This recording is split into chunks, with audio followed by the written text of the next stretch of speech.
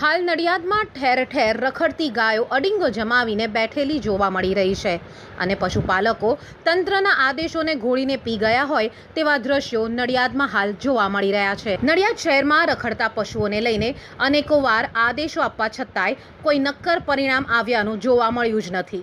વર્તમાન સમયમાં પણ મુખ્ય માર્ગ પર અને સોસાયટી વિસ્તારોમાં ઠેર ઠેર રખડતા ઢોરોની સમસ્યા પ્રવર્તી રહી છે।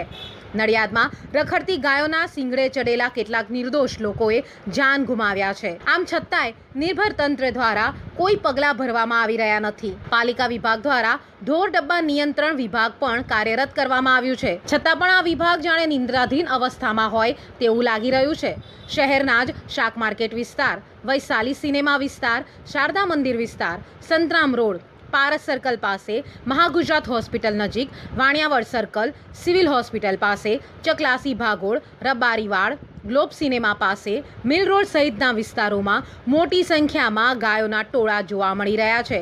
આમ છતાંય કોઈ કાર્યવાહી ન કરવામાં આવતા રાહદારીઓને આવા રસ્તા પરથી પસાર થવામાં ભારે મુશ્કેલીઓનો સામનો કરવો પડી રહ્યો છે। ત્યારે હવે તંત્ર રખડતી ગાયો અંગે ત્વરિત કોઈ કાર્યવાહી કરે તે જરૂરી બન્યું છે।